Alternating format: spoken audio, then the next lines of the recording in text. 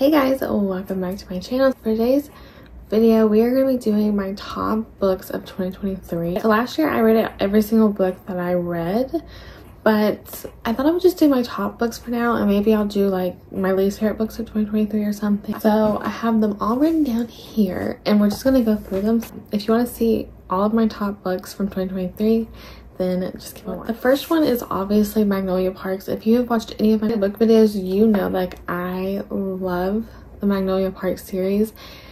It is just so good. It just has such a special place in my heart. It's just one of those romance books. Like sometimes I just get tired of these like cute frilly romance books because I just want to read something with a little bit more depth, a little bit more something to it, but still has that like romance to it. It is a toxic relationship and there is a lot of things that I would not put up with or I would not agree with.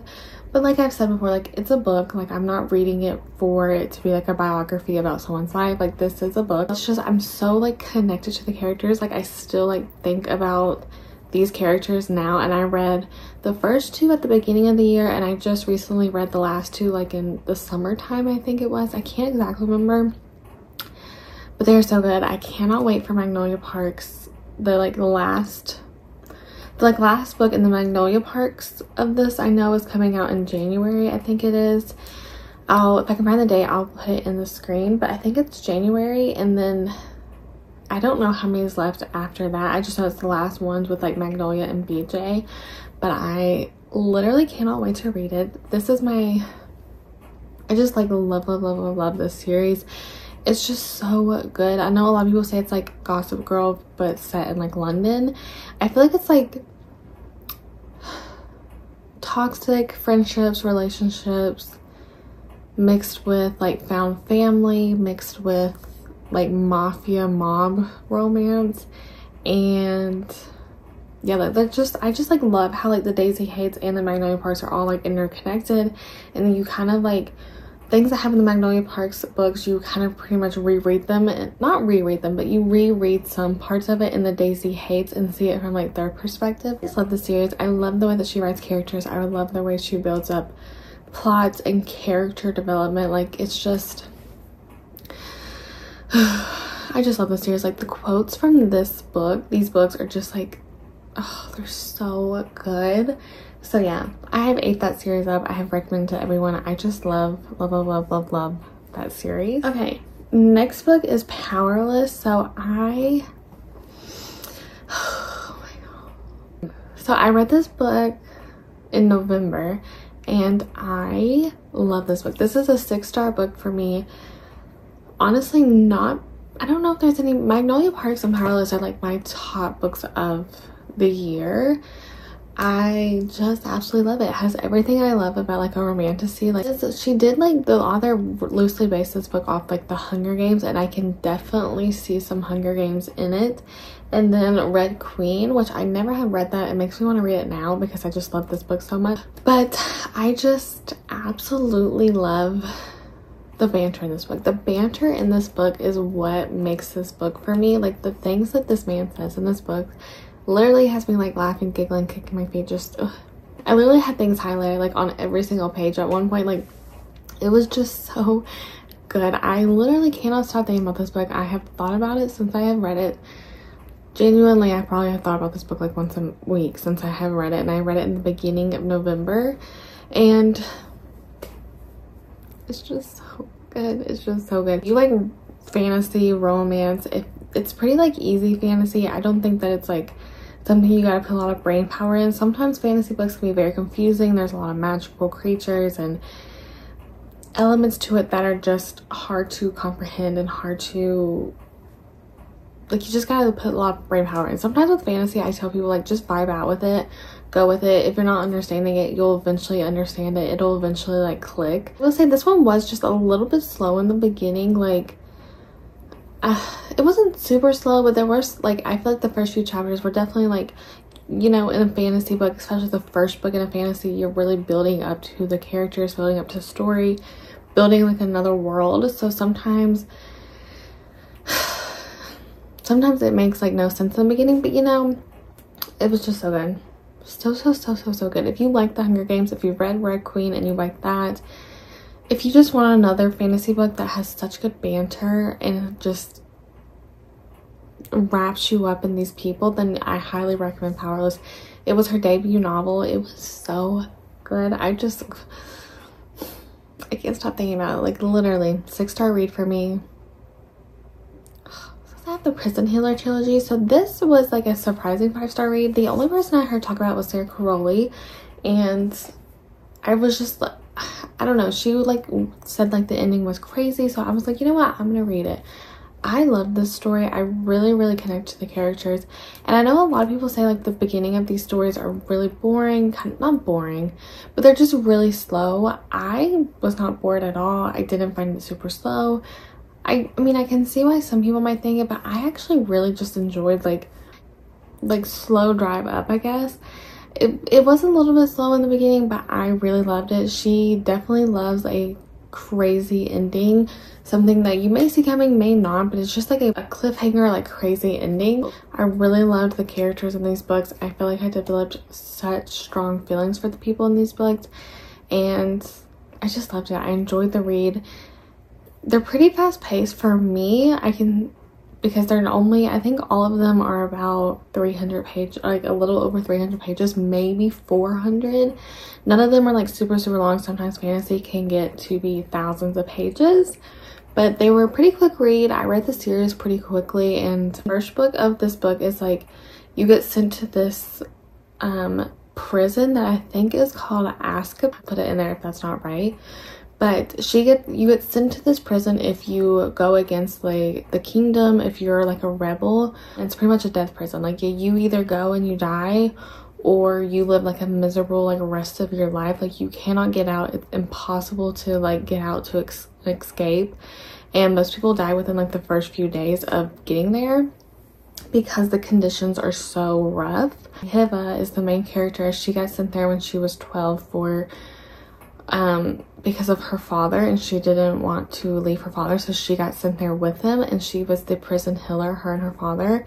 So pretty much they just heal any guy or any person who comes into the prison. Pretty much just following her, going like working through the prison, and I just find that so interesting. I don't know, I really liked the whole plot of the story. I didn't find it boring at all. Next one is the 7-Year Slip. So this, I feel like I didn't read a lot of like, maybe I did and I just don't remember, just regular old romances like that aren't fantasy, that aren't dark romance, don't have any like crazy plot to them. They're just like, you know, nice cute romances.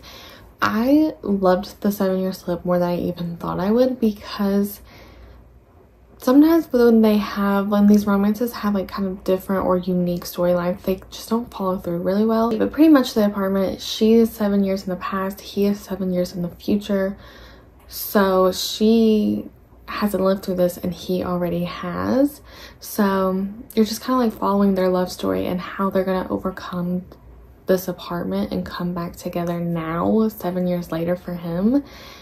So yeah, this was just such a good book. She did such a good job of, again, character. A big thing for me is if I can connect to the characters, I do not care about the story. I don't care what happens to you.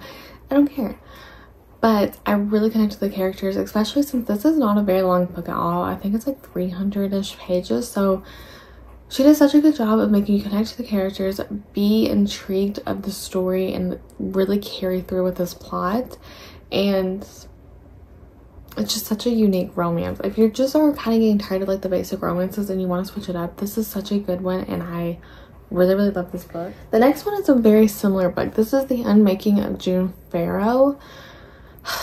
I gotta be honest with you, at some points in this book I was a little bit confused. A lot of things were not adding up. Some things were not making much sense, but I was like, you know what, I'm not gonna look too far into it. I'm just gonna keep vibing with it and just kind of go with the story, because I was absolutely eating the story up.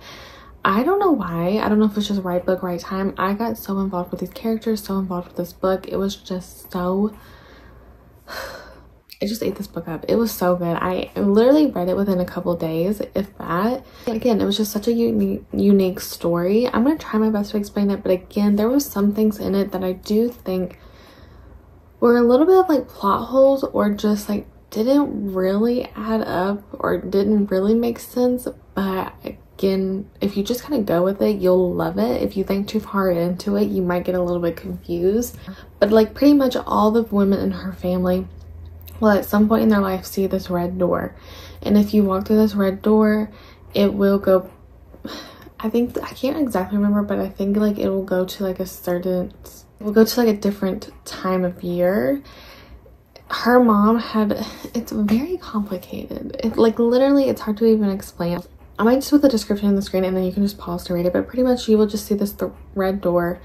Once you walk through this red door 3 times, like you will never see it, and whatever period of time that you are in, you will be stuck there forever. So she ends up going back to like, I think it was like 1935 or something, and she has already lived like this whole life there that she has no idea about. She has to decide if she wants to go back to the 2023 present day, or if she wants to stay in that period of time where she has already started a life that she has no memory of. Yeah, this book is, it has like romance, mystery, murder, time travel, fantasy, magical realism. Literally, it has so many things. I just absolutely love this book. I love the way she wrote it. I love the writing of this book. I love the character development. I just loved that it was such a unique story, and I love the way that she made you connect to the characters into the story so quickly. I feel like almost like this book sounds like it should be like a 600+ page book, but it was so good. I just absolutely love this book. If you're looking for something more unique, this is a good one. The next one is One True Loves. Now I did rate this 5 stars, like I literally, this might have been the first book that I read of January of this year, but I just really liked this book. I was so intrigued because I knew the story was that, this is not a spoiler, it's gonna sound like a spoiler, but it's not. It literally happens within like the first few pages of the book, but pretty much she gets married, super in love, the perfect relationship. He goes in like a helicopter ride or something like that. He goes in like a helicopter or like a plane to like go somewheres, and it crashes. They never find him. It's never like recovered, so she assumes he's dead, and so she moves on with her life, and she gets remarried and everything. And then like, I think it's like 5 years later, he comes back and he ends up being alive. So she's trying to figure out, again, kind of like the June Farrow thing, like does she want to go back to her old husband that she was so in love with, had this perfect life with, when she kind of just lost all this time with him, or does she want to stay with the person she's married with now that she now is in love with, and again is having such a good marriage with? So you're just seeing her struggle and figure out which one she wants to choose and which one she truly loves and wants to be with now. Such a good story. There's like one quote in this book, I wonder if I could find it. There's like one quote from this book, I can't exactly remember it. I'm gonna try, and I don't want to spend all this time finding it, so I'm gonna try and find it like and put it in the screen. But again, this was one of those books that just has really good quotes in it. I probably wouldn't rate it 5 stars now. It'd probably be like 4, maybe 4.5. But I do really love this book and I still stand by it, and I think if you like Taylor Jenkins Reid writing, then I think you will absolutely love this book. This was probably one of my favorites from her, if not my favorite from her. Okay, then we have Fourth Wing. So I didn't rate this one 5 stars. I would probably, I don't know if I ever rated it on Goodreads, now I'm thinking about it, but I probably would give it 4, again maybe 4.5. I feel like for most people who read fantasy all the time, this might not be a 5-star read, but if you are just getting into fantasy, have never really read fantasy, I think you would really like this book.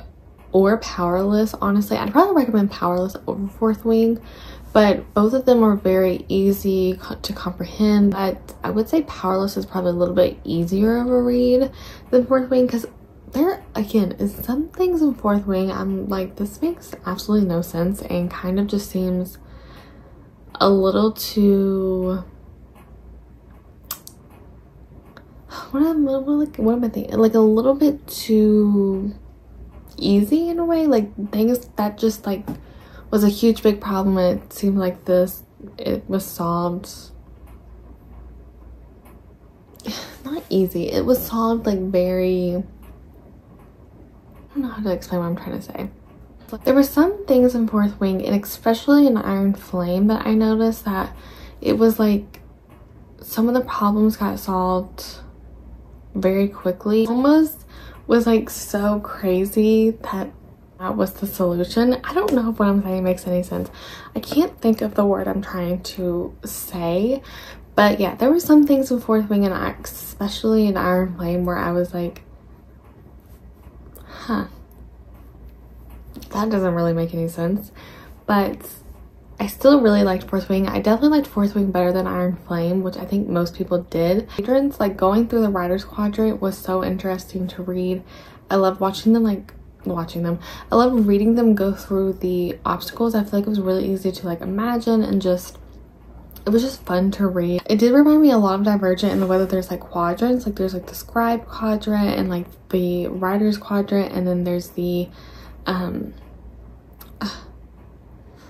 I can't remember the name of the other quadrant. I feel like they didn't mention the other one that much. But yeah, I still enjoyed this read. I would definitely recommend it for someone who doesn't read a lot of fantasy or is just getting into fantasy. I did really like it. I don't think it was anything extraordinary, crazy. I don't know why it got so hyped up and so insanely popularized, but it was still a really good book. I really enjoyed it, and I would definitely recommend it. The next one is Divine Rivals. I will say I read this one on vacation, so I do feel like it was a little bit of the right book, wrong time, like, because it's not a very good vacation-y read, especially like towards the end of summer. But the only thing like magical about it is there are these like gods and like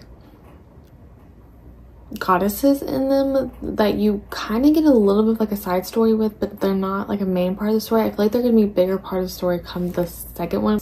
There's pretty much just this typewriter that her grandma had with her 3 friends, and this typewriter pretty much you can type, and whoever has the other one, you will literally can type to them no matter where you are, just as long as you have these typewriters. That's like the only like magical part of it.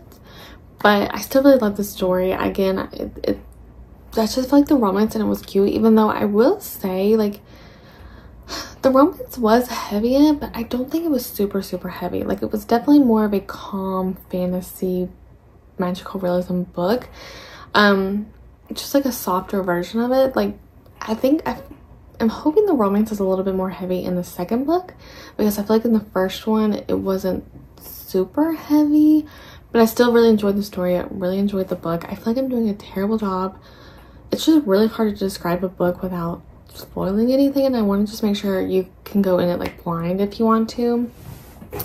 But yeah, I'm really excited for the second one, and the second one comes out December 26th, so it's already out while I'm filming this. The last book is None of This Is True. So this is like, I read quite a few thrillers, but out of all the thrillers that I read, this one was definitely my favorite. I rated it 4 stars. This was a really good book. This is definitely a very hyped up thriller this year, but I just absolutely enjoyed it. A very unique thriller that I felt like had a lot of like twists and turns that I didn't see coming. Some of them I kind of guessed a little bit, but there was a lot of things I just didn't see coming. You need a thriller that isn't super dark, but then also still has a like thrilling like mystery to it that you can't sometimes guess every twist and turn.